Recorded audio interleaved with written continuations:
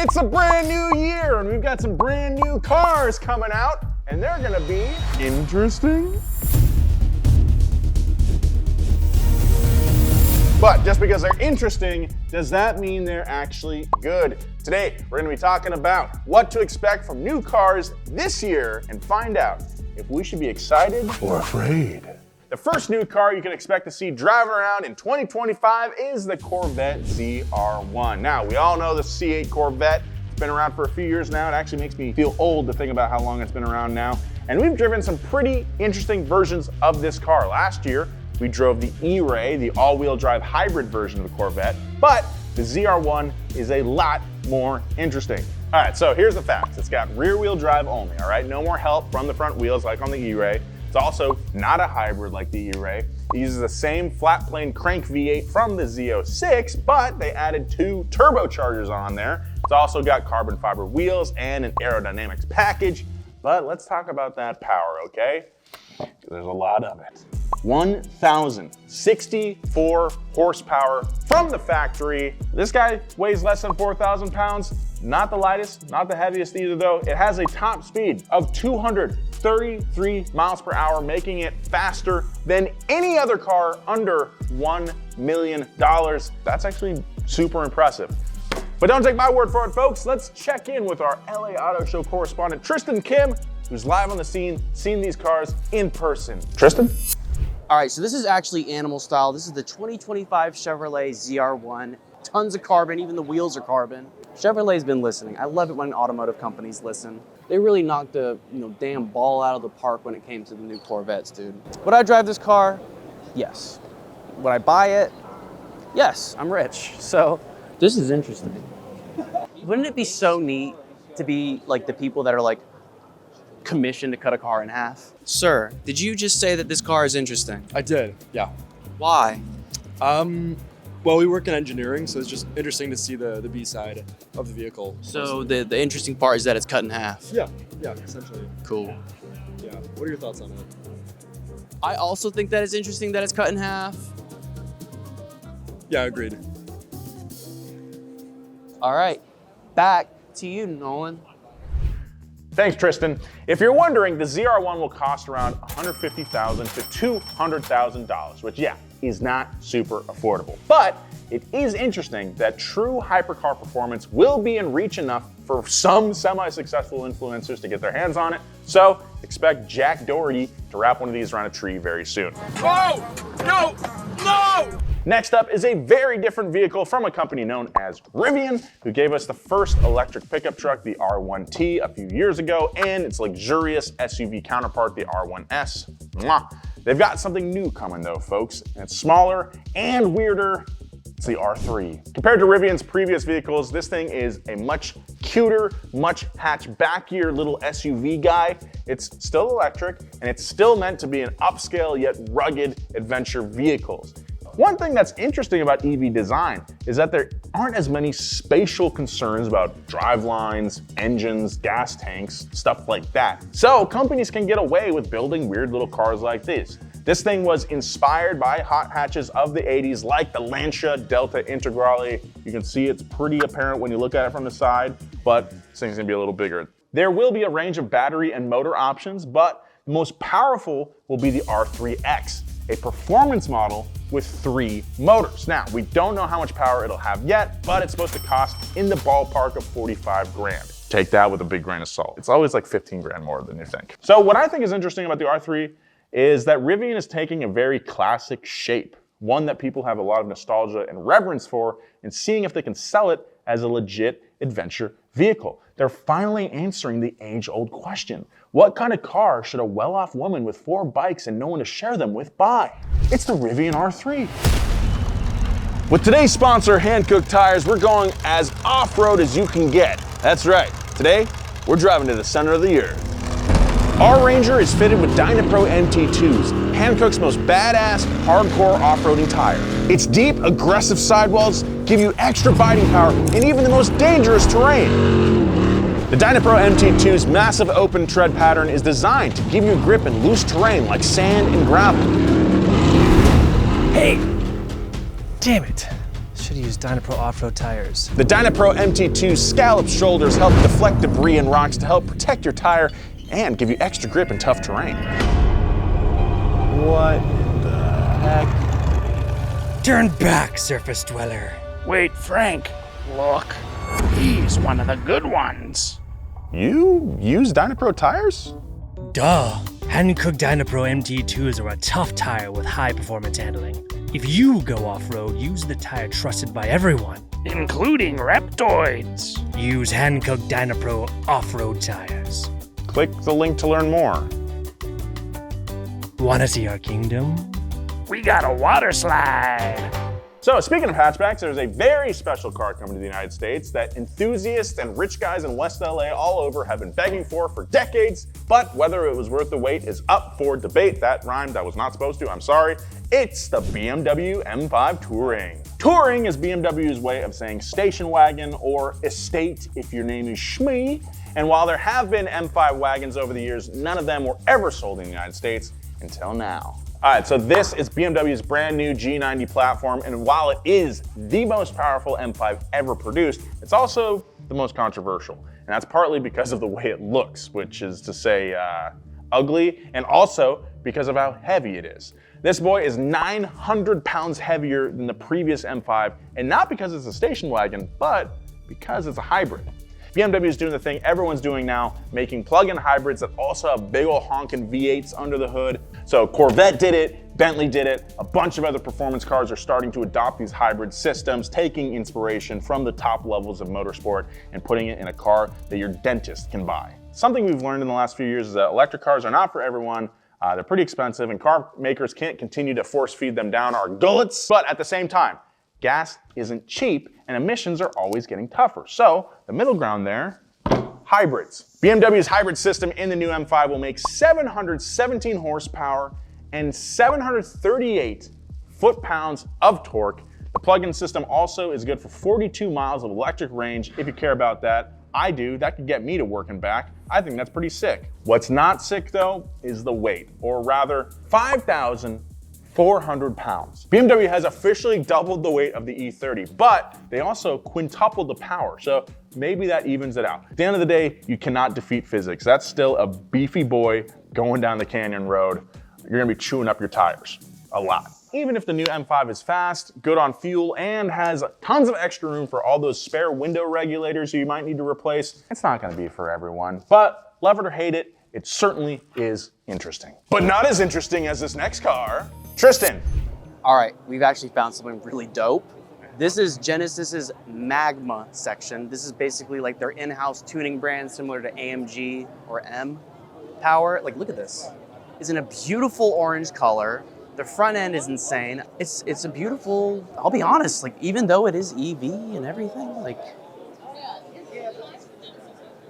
not bad. Look at how part of the headlights are incorporated into the front bumper like that. That little sliver there. I love a good whale tail. They got that pretty aggressive diffuser in the back. It's honestly refreshing. Back to you, Nolan. Hey, you know what's interesting? The new Lamborghini Tamaro. It's hard to pronounce if you've been hit in the head too many times like I have. It's Lamborghini's replacement for the beloved Huracan, which was Lamborghini's entry-level supercar. Not quite as expensive or dramatic as their flagship Aventador, but still ridiculously fast and ostentatious. So we've got a new flagship Lamborghini, the Revuelto. That's also hard to say. That means it's time for a new baby Lambo, and that's where the Tamaro fits in. But unlike previous baby Lambos like the Huracan and the Gallardo, which had V10 engines, the Tamaro has a twin-turbo V8 with a hybrid. But what makes this setup extra interesting is that it's a flat plane V8 that cranks up to 10,000 RPM. The V8 alone makes 700 horsepower, and combined with the 3 electric motors on board, it makes 907 horsepower. Very cool. So let me explain even further. The V8 sends the power to the rear wheels. You've got 2 electric motors at the front of the car, 1 for each wheel, and then there's a 3rd electric motor sandwiched betwixt the 8-speed gearbox and the V8 engine. Lamborghini says it adds 220 pound-feet of torque and will mask that turbo lag. Plus, it also acts as a starter motor and a 3-phase generator. What's it generating? I don't know, dude. Positive vibes, I think. What we do know for sure is that it looks pretty sick and will cost around $300,000. If you're a crypto scammer on a streaming website, you're gonna have one of these in your garage very soon. You know what else is interesting? How much water I've drank in maybe 7 minutes. What else is interesting though? Off-roading. And there's a new off-roader to look out for this year that I'm very, very excited about. It's the next generation Forerunner. Our special live correspondent Tristan Kim is on the scene to give us the scoop. Tristan? Okay, so this is the 2025 Toyota Forerunner. They haven't redesigned these in like 10 years or more, and check it out. Honestly, I'm a fan. TRD Pro, of course. Piano black fender flares. Big old TRD control arms.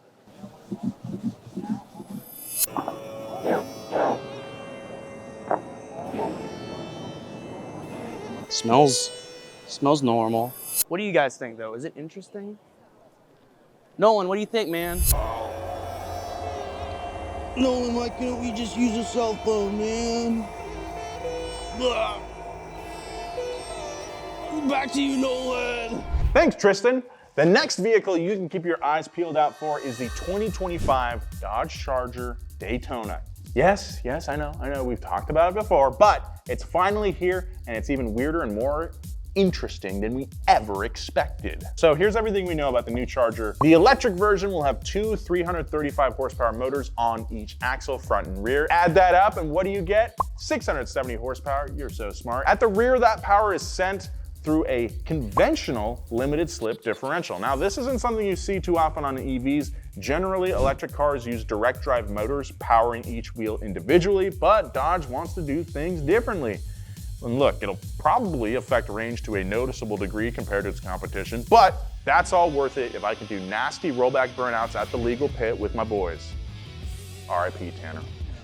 Something else that's super interesting about the Charger is that it has a 400 volt system engineered for the fastest possible discharge rate during quarter-mile runs. Very relatable, Dodge, but unlike myself, it can be repeated 10 times on a single charge, enough for a whole night at the strip. Normally, EVs tend to gradually lose power as batteries get depleted, so this is good news for you drag boy muscleheads. And look, Dodge knows the EV will be a hard sell for everyone. That's why they tried really hard to convince you with that weird Brotherhood ad a few months ago. It's fueled by the Brotherhood, but powered by lithium. The Elixir? No. We did the car that runs on alcohol last year. I'm talking about batteries driving electric drive motors to deliver instant torque to all four wheels. That was f***ing strange. So they're also offering a gas version with a twin turbo inline six known as the Hurricane engine that will deliver between 420 and 550 horsepower depending on which engine you get. These are actually already in a few Chrysler products. For example, we towed these cars out to Tucson with Jeep Grand Wagoneers that had those engines and they performed pretty much flawlessly. It was really impressive to tow heavy car on heavy trailer with a car full of people. Anyway, really cool motor. But perhaps the most interesting thing about this new weird Dodge is the way it sounds. Dodge decided to put a speaker system in the EV Charger, which they're calling a Fratzonic chambered exhaust. Let's take a listen.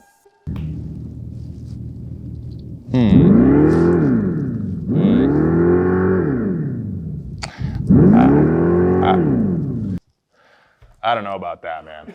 Yeah, so that video was from our friends over at the Straight Pipes, and I've just received word that Tristan is currently corresponding with them at the LA Auto Show. All right, just follow me on Instagram real quick. It's MR. What would you say is your top interesting pick here at the LA Auto Show? I think cyber taxi. The doors go up. The doors go up. Fair. I'm not gonna get in a cyber taxi ever, but like the doors go up. No one will. It's not a real thing. I'm gonna go with the cheater one, the Corvette ZR1. Over 1,000 horsepower, twin turbo, V8, rear wheel drive. It exists. That's what I'm going with.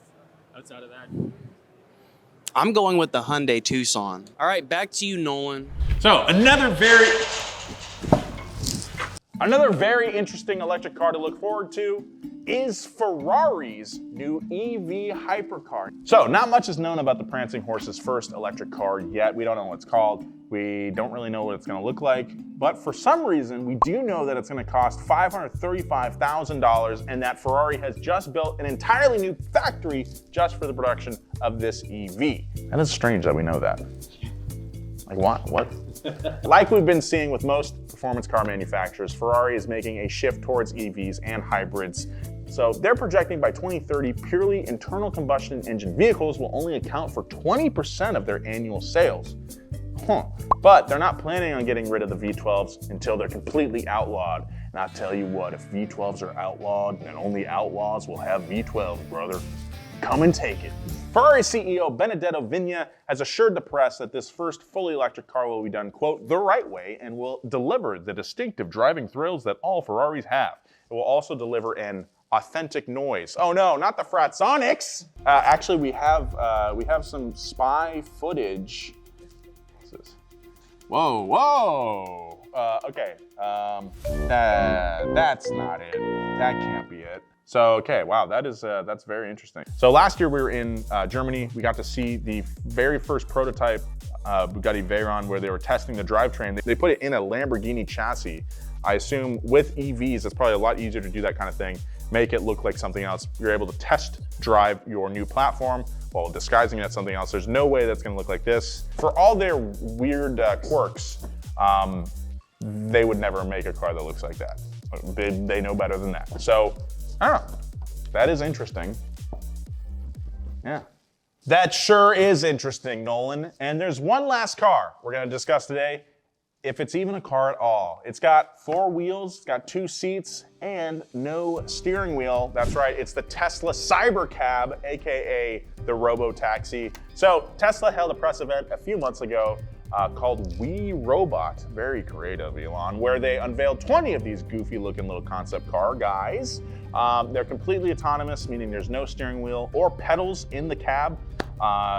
Scary. They also have massive scissor doors that open automatically. And also the rear wheels are much bigger than the front wheels, I've heard.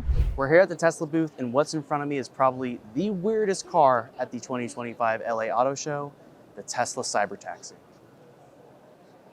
They're doing the same thing again, man, where they have like the hubcaps over the tires. Now, if you turn this way, you can see the Cybertruck, right? Remember how when they had the concept vehicle and the early release models, this sort of hubcap would extend over into here and play a role in this custom designed tire. Well, what people notice is that with the tire, expanding and compressing as it's going over stuff, it just loosens it and it just pops right off, which is no fun.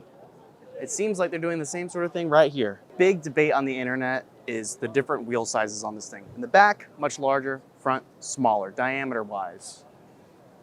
It's interesting. I don't think it really adds any value other than just, it's cool. So it has crazy Lambo scissor doors. There's no steering wheel. It's just a big old screen. And the seats actually look quite municipal. Take a gander.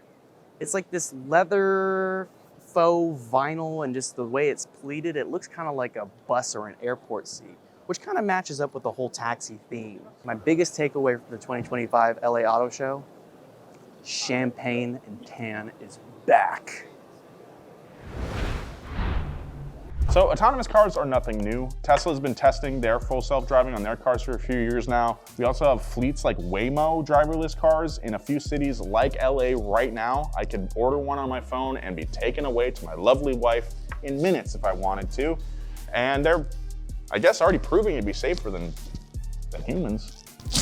Don't like that. So what's interesting about this little CyberCab is that it'll also be the first mass-produced car without any ability to drive manually. And that is interesting. Elon is saying that these will cost less than $30,000 and be available within a few years. So expect it to cost $140,000 in 2033. All right, that's a little preview of 2025. Let's have a good year, guys. Let's get our together, you know? I'm trying to lose some weight. Probably won't happen, but at least I'm trying, right? I might read a book. I might finally finish watching The Wire. And somehow that counts as self-improvement. So, we'll see you next time.